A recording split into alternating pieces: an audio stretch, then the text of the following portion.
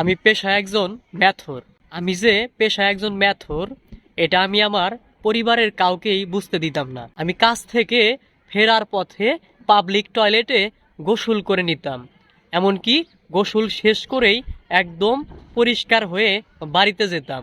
আমার 3টা মেয়ে আছে, তাদেরকে পড়াশোনা করানোর জন্য আমি যথেষ্ট চেষ্টা করতেছি।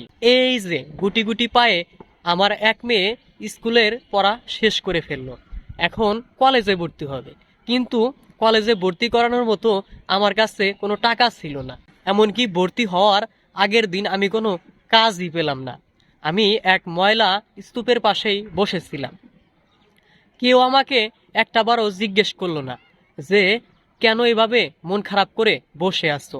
আমি আমার চোখের পানি ধরে রাখতে পারতেছিলাম না, কিছুই করার ছিল না। দিন শেষ হয়ে যাচ্ছিল।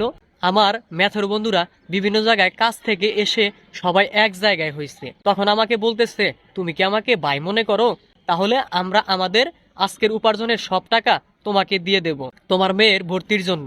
কারণ তারা সবাই জানতো তার আজকে মন খারাপের একটাই কারণ, তার মেয়েকে কলেজে ভর্তি করাইতে পারবে না। এই জন্য সবাই তাদের ওই দিনের উপার্জনের টাকা দিতে চায়। কিন্তু এই ম্যাথর লোকটি নিতে কিছুতেই রাজি হচ্ছিল না।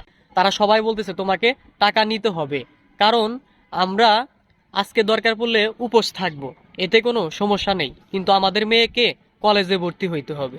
এরপরে মেয়েটিকে কলেজে ভর্তি করানো হয়।